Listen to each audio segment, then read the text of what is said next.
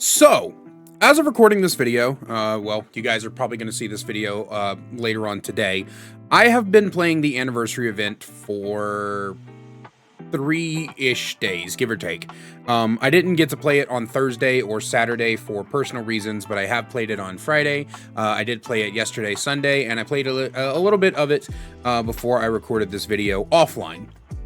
And I'm just gonna go out and give like my review of the anniversary event, but there is some additional stuff that we need to talk about regarding it. So first off, I want to say I am very, very happy that they have decided to put the anniversary event in a different queue. This is something that a lot of people have been asking for. This is something that has been a community concern for a while, including myself. I always thought that it was very weird that you were basically just forced to play the event when it came around.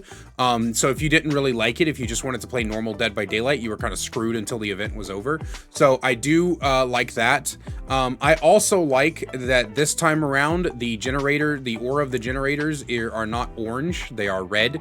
I'm really hoping that this stays that way, because I swear to God, if I come to the Halloween and Christmas events and the generators are orange, or the auras are orange, I'm going to fucking flip shit. I hate the orange auras. Stop doing them. But that is a good thing. The good thing is the different queue, and that's going to be important in a little bit. The second thing is that the event's fine. There was a lot of improvements this year to the Twisted Masquerade. This time around, you don't have to have two invitations to do certain actions. You have one, you can hold up to 2 invitations, and then you can use those to activate any one of a series of different effects. For survivors, you can create a party pallet, which breaks as soon as you drop it. You can block a window to stop the killer from vaulting through, and you can activate what is quite honestly one of the most powerful things you could give a survivor, which is quiet mode. So your footsteps go away, your scratch marks and your blood points are suppressed. I don't think it hides auras. I couldn't tell you, but I don't think it does. But if it does, you know what? It's distortion on command, basically. It's like 3 perks rolled into one. It's a really powerful effect. I think that a lot of people greatly underestimate how strong it is.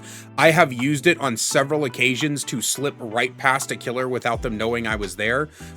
Because realistically speaking, if you don't see scratch marks and you don't hear footsteps, why would you just randomly look to your left or your right when you're walking by? So it's a really, really good thing. I've used it to lose killers in chases. You could get very creative with it.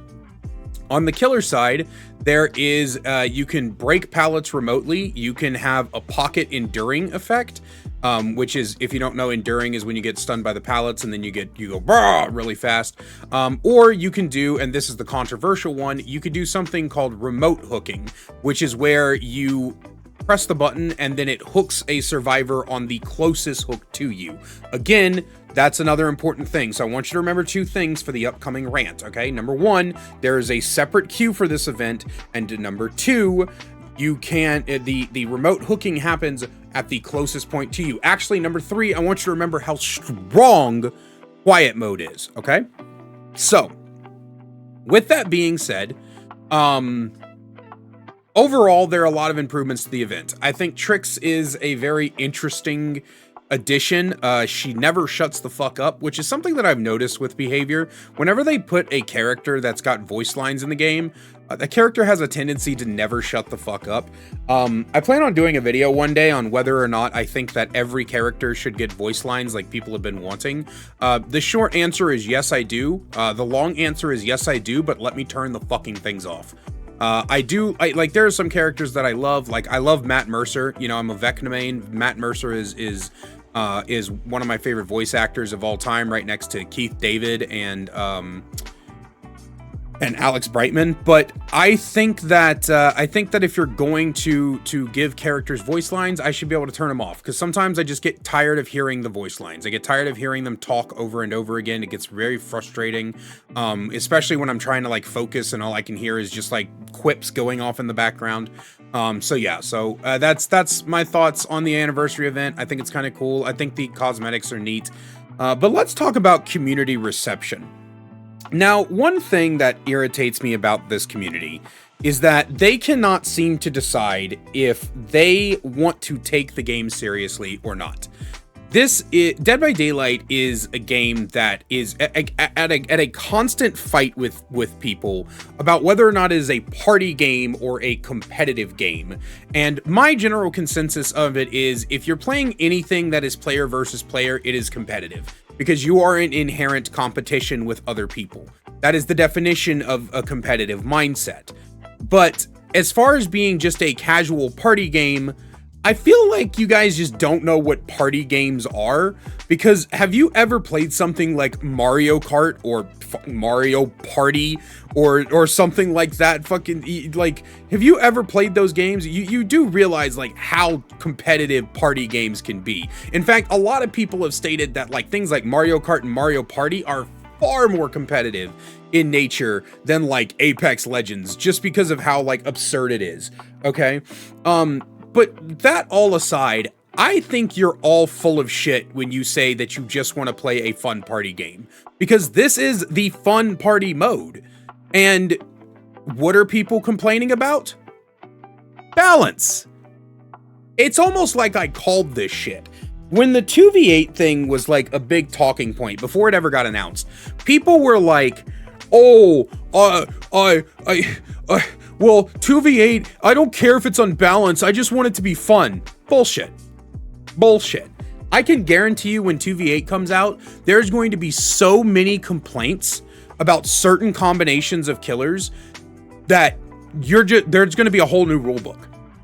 There's going to be a whole new rule book of survivors mains going, actually, if you play Nurse and Hillbilly together, then you are actually like a sweaty duo and you don't know how to have fun in this game. And I just think that it's really, really cringe how you're trying to sweat so hard to win in like the fun mode. And I just want to have fun in the fun chaotic mode. And I just want to have chaotic fun. I don't want to do, no, you don't.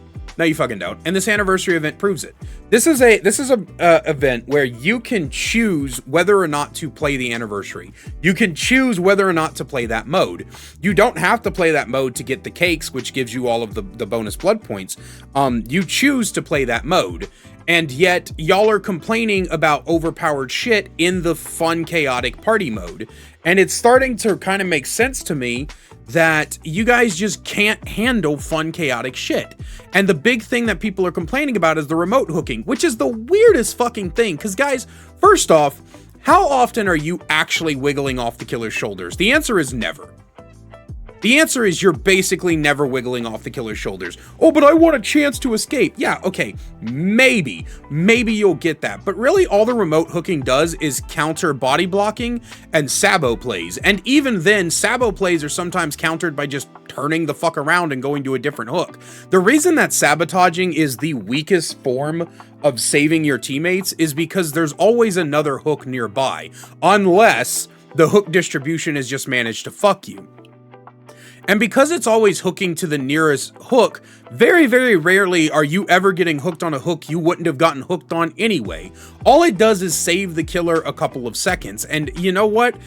That's perfectly fine. It also only comes up every once in a while. So realistically speaking, it's honestly not that strong. I was actually talking to my chat about how I think remote hooking could maybe work as a perk, where you hook survivors a certain number of times normally, and then the perk activates and you can just Bluetooth hook somebody.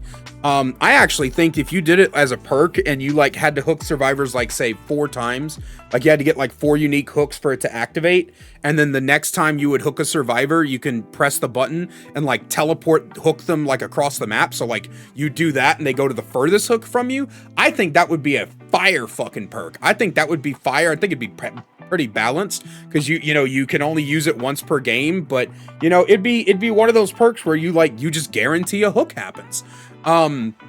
So I think it would even work as a perk. I don't think it's that overpowered at all. I think what people are frustrated about is that it can work several times a match, but and there's probably like this illusion that the remote hooking like prevents you from escaping. But again, realistically, how often are you escaping? You can't use it to counter flashlight or pallet saves because you can't use the remote hook until you can actually move. It's not like you can stand over them and remote hook them. You have to pick them up, and then your cooldown and animation has to finish, and you have to actually be able to move your movement keys.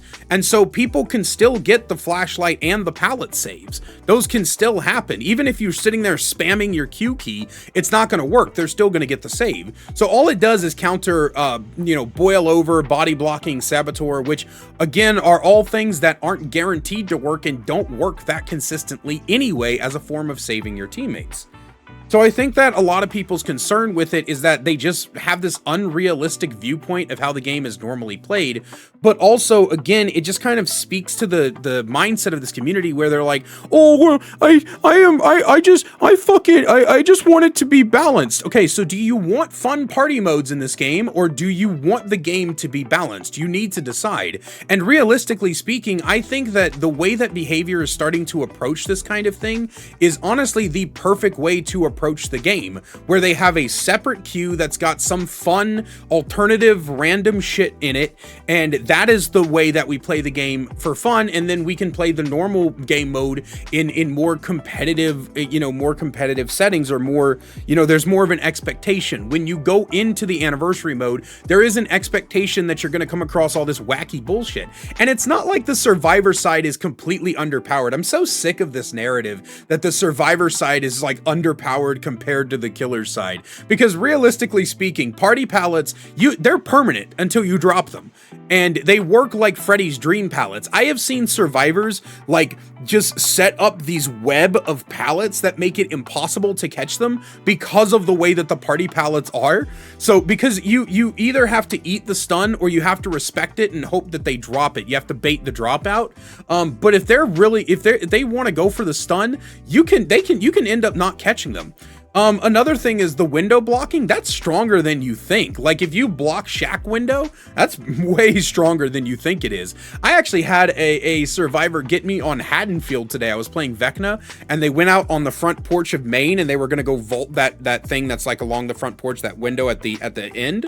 And so I was like, oh, I know what I'll do. I'll fly out the door so I could follow them over the vault. They blocked the fucking vault, so I couldn't fly over it, and then they took off. It was funny. It was funny. It was a really well played, like well-timed thing.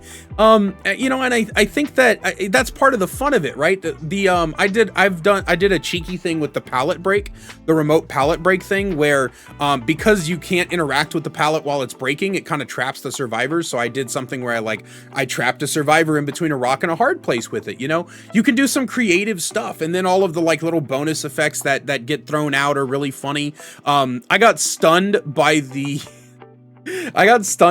party chest proc. I didn't know this was a thing, but one of the effects is the chests like glow, and then if you're too close to them when they automatically open, it stuns you as the killer. And I was like, what the fuck? And I've seen people get saves that way. Like they purposely go down right as the chest is about to open, so they get picked up, and then the chest opens and the killer gets stunned, and then they drop them. It's funny. It's interesting. It's hilarious. It's one of those things that's actually like funny and enjoyable and chaotic, and I'm having a good time. And if I ever want to go back to a more balanced version of the game without all the wacky bullshit, then I can just go play the normal mode. Some people, when I point this out, some people are like, yeah, but all the tomes are for the event. These tomes are insanely easy to do. The hardest thing in these tomes is completing 3 generators. And you don't even have to do like a total of 3. You just have to be there when the generator pops. You know what I mean? I got that in like my first match. And then there's all this other like complaints that come along with it that I'll like do like an entire video on, I think, because I don't know. I have a lot more to talk about that's not regarding the event. I just wanted to keep this to the event specific complaints. So Let me know what you guys think down below. I hope you guys enjoyed the video, and as always, a great big special thank you to my channel members listed on screen now. If you want to find out how to become a channel member today, get awesome perks like seeing videos early, merch discount codes, and more, then please click that join button down below. Oh, and by the way, if you're watching this video on the day of its release, then I just released an interview with the homie JG Dark at midnight tonight, so go ahead and go to the channel and check that out. It was a really fun interview. I had a lot of good times talking to him. This interview series is kind of like popping off in terms of like I'm getting a lot more guests that I wasn't expecting I would be able to get. You know, I got Lilith recently, I got Kaido, so it's been one of those things that's like I'm watching it grow, and it's been wild. So and also thank you guys for 1 million video views on this channel. I got that notification the other day on my YouTube studio. You guys have watched my videos 1 million times. That's wild. But yeah, other than that, I love you guys so much, and I will see you in the next one. Can't get enough daily Dead by Daylight content? Then check out my second channel, The Kaiser Extras, where I upload gameplay footage, me reacting to your Dead by Daylight clips, and more. We also have a new short that goes live every single day, so you can catch up on all the greatest clips from stream. We'll see you over there. Link is in the description.